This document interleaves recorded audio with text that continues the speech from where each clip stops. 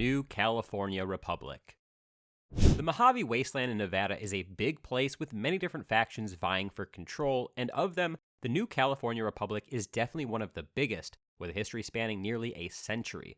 Initially established in 2189, the New California Republic stands for democracy, equality, and old world values, finding safety in numbers and trying to establish a sense of normalcy in this post-apocalyptic world.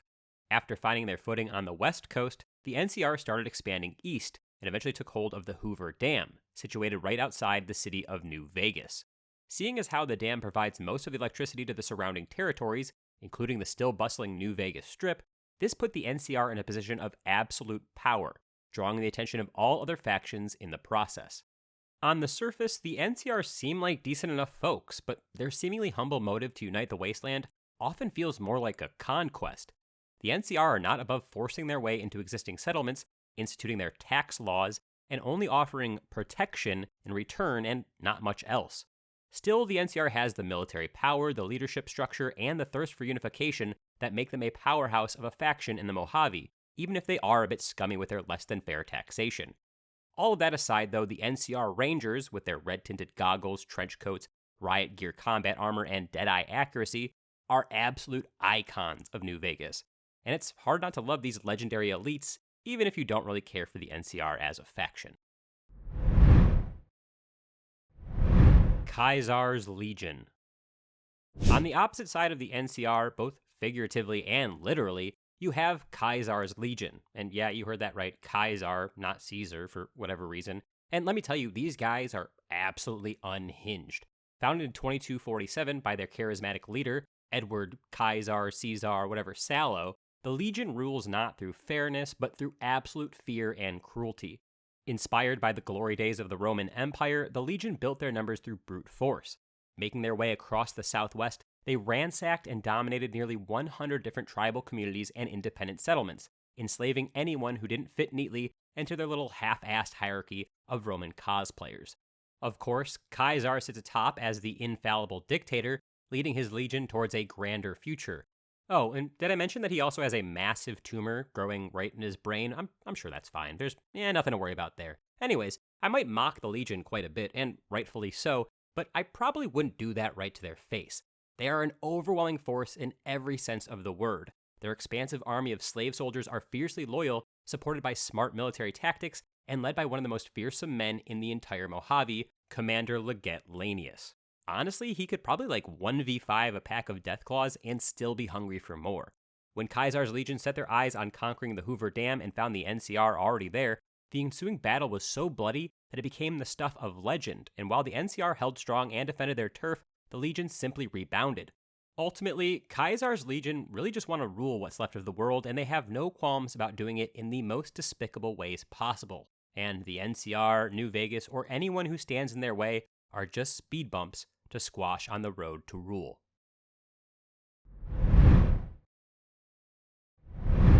Mr. House.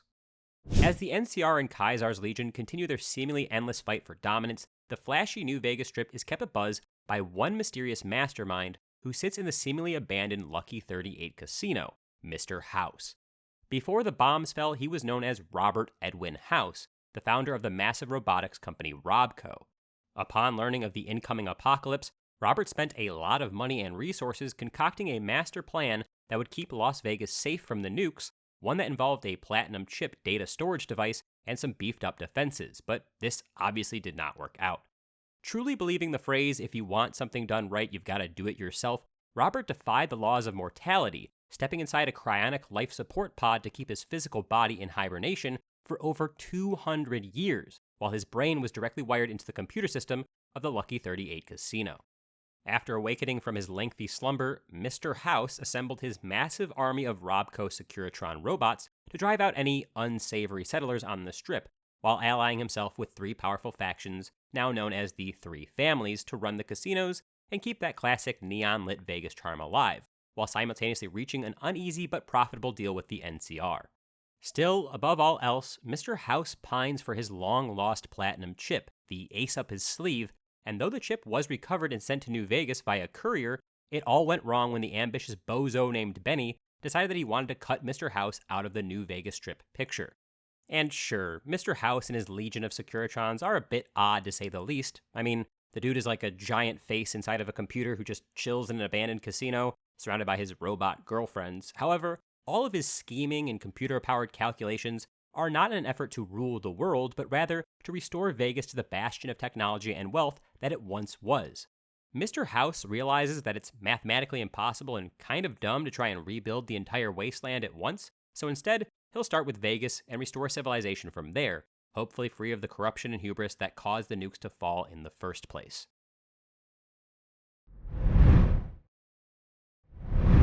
Independent Vegas, the Courier and Yes Man. Not everyone in the Mojave belongs to a faction. Some would actually prefer if New Vegas was completely independent from the groups that look to seize it. No NCR, no Legion, no anyone, no gods, no masters.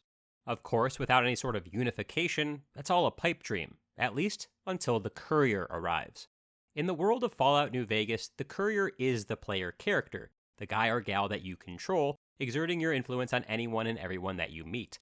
The Courier first arrived in New Vegas with a very special package to deliver to Mr. House, but was kidnapped, shot in the head by none other than Benny, and left for dead, only to be dug up from their fresh grave and revived by a particularly skilled doctor in the town of Good Springs. Now, with a chip on their shoulder and a whole lot of questions, the Courier braves the Mojave, first laser-focused on heading to the Strip to get some sweet revenge. On their adventure, the Courier encounters all of the major and minor factions of the Mojave, but after arriving on the Strip, they might run into a particularly helpful robot named Yes Man. A Securitron robot that originally worked in the Lucky 38 under Mr. House, it was recovered and reprogrammed by Benny to assist in his own scheme to take over the Strip. The thing is, though, Yes Man has been programmed to do whatever you ask, no exceptions. Apart from being a literal robot, he's the embodiment of his nickname of Yes Man, and has no problem abandoning Benny and siding with the Courier in pursuit of a truly independent future for Vegas.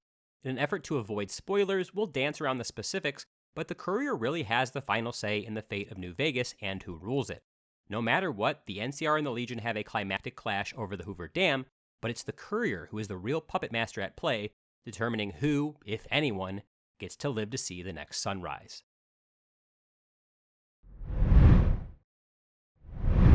The Brotherhood of Steel Mojave Chapter. While the Mojave chapter of the Brotherhood of Steel share many similarities with the other chapters of this far-reaching faction, namely their obsession with hoarding all pre-war technology for themselves and sporting super cool power armor, there's a lot more that sets them apart. This group of the Brotherhood first traveled to the Mojave to secure the Hoover Dam, but after their leader, Elder Elijah, got distracted by the nearby Helios 1 solar power plant, everything went to shambles. The NCR took the dam, pushed them out of Helios, and with Elijah nowhere to be found, they were forced to retreat to the tiny Hidden Valley bunker, where they've been holed up ever since. Now completely isolated from the rest of the Brotherhood of Steel, they're a shell of their former self, but are still unwilling to simply keel over and die. They send out scouting parties by night in search of supplies, all while stewing on a grand plan to return to the surface with full strength. Though many serious players in the desert disregard them completely, others fear them like the plague, acknowledging their potential if left unchecked. The Followers of the Apocalypse. The Followers of the Apocalypse are a complex faction, but on the surface, they seem like mostly good people just trying to make the wasteland a better place. First founded near San Diego by local vault dwellers, the Followers spend their time basking in and sharing knowledge, medical or otherwise, in an effort to educate others and prevent the horrors of the past from repeating themselves. Friendly with mostly everyone, except some of the truly reprehensible factions, the Followers in the Mojave are shacked up at the old Mormon fort in Freeside, where they offer humanitarian services and supplies to the poor and needy. In addition to their charitable actions and interesting relationships with other factions, the Followers of the Apocalypse are noteworthy due to their influential but often secretive actions of several key members. For example, a follower doctor, Emily Ortle, was actually the one who reprogrammed Yes Man for Benny, enabling his entire plan. The Followers of the Apocalypse are also a good representation of the chaotic good moral alignment, where they want the world to be a better place and put meaningful effort into making that a reality, but they have no qualms about causing a bit of a ruckus in the process, albeit usually non-violently. The Boomers. All across the Mojave, you have these factions looking to expand, influence, and overthrow others, and then There's the boomers. The boomers are so narrow-minded in their focus that they're kind of a joke in the grand scheme of things. Or rather, they would be if that focus wasn't on amassing as much military firepower as humanly possible.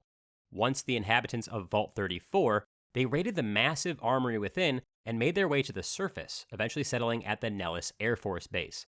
Over a few decades, they stockpiled a huge arsenal of weaponry, and now they refuse to set foot outside the base, and they indiscriminately fire explosives at anyone who tries to approach. Self-sufficient and very successful at blowing stuff up, no one in the Mojave really wants to or ever tries to mess with the boomers, except the courier, of course, who can choose to face check Nellis at full speed, dodging certain obliteration, all in an attempt to become buddies with these loyal lovers of all things weaponized. They might just be a bunch of goofy vaulties, but they're extremely, extremely well armed. And in the Mojave, sometimes that's all it takes. The Great Khans. The Great Khans are a faction that always seem down on their luck, but to be blunt, they kinda deserve it. Forced out of their home territory and into Nevada, this tribal faction of raiders learned advanced science from the followers of the apocalypse, and instead of using it to better themselves or others around them, they started whipping up a bunch of drugs instead. Of course, this made them a lot of money and status, but when Mr. House awoke from his slumber and reclaimed the strip, they were forced out completely, relocating to the town of Bitter Springs.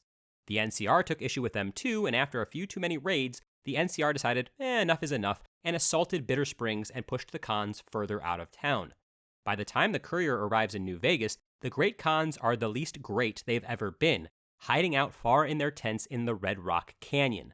Though they share a fresh alliance with Caesar's Legion, the Great Khans are mostly pawns in this regard, and depending on the courier's actions, the future of their faction always seems one step away from dissolution, though they still have enough power to sway the fight between the Legion and the NCR.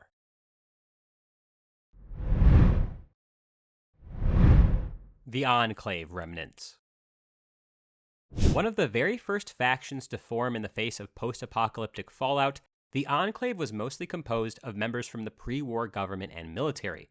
Over time, their hatred for anyone and anything non-Enclave only grew, and after some truly heinous acts that would even make Caesar's Legion blush, they were basically destroyed at the hands of the NCR and the Brotherhood of Steel. By 2281, the Enclave was eradicated, and the surviving members were deemed absolute war criminals, leaving the few remaining ex-Enclavers to scatter to the wind. One man, Arcade Gannon, the son of a deceased Enclave leader, kept in contact with some of his father's elderly colleagues, including the old commanding officer, Judah Kreger, a hermit nicknamed Cannibal Johnson, a scientist who lives among super mutants named Doc Henry, and a few others. The Enclave Remnants, as they are called, are the smallest and most loosely structured faction on this list, as no one really takes or gives commands, or cares to do much other than wax poetic about the glory days of their careers. Still, if the courier decides to seek out all of these Enclave Remnants, not only do they get access to a cool hidden bunker, but they can also rally the Remnants for one last fight for glory, aligning them with either the NCR or the Legion.